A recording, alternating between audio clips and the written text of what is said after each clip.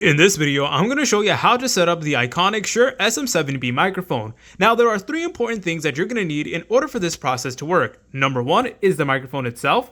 Number two is an XLR cable. And number three is an audio interface that is going to power the Shure SM7B on.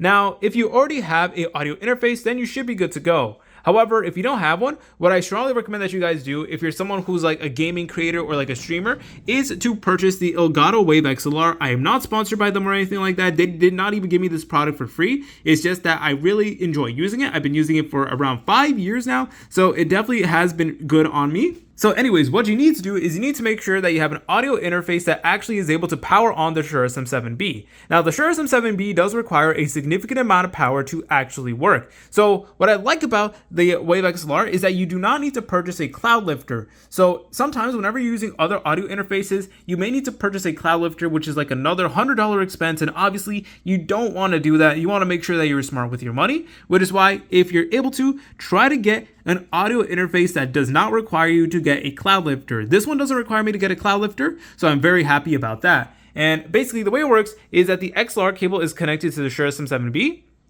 It goes here, and you can obviously configure it to your setup. I just have the cable kind of like hidden underneath there, but eventually the XLR cable is right here. I hope you guys are able to see it. It connects to the Wave XLR.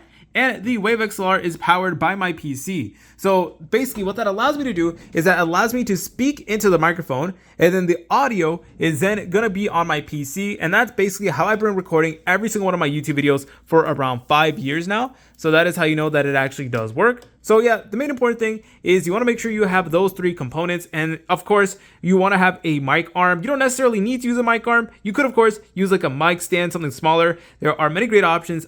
For my particular setup, this is the Rode PSA1, I believe. I could be wrong. But yeah, this is a pretty good mic arm, and it is perfect with the Shure SM7B. Now, if you are looking for a mic arm, one piece of advice I have is to make sure to get a really sturdy one. Do not cheap out on the mic arm, because guess what? The Shure SM7B is a really heavy mic. So if you try getting like a cheap $20 mic arm, that is not going to work. I did have like a cheap mic arm like that, and it just could not hold up the Shure SM7B. Like, it literally just collapsed. So you want to make sure that if you're getting a mic arm, you get something that is strong, clean, and sleek, something like this. And of course, that you use the Elgato Wave XLR if you're able to.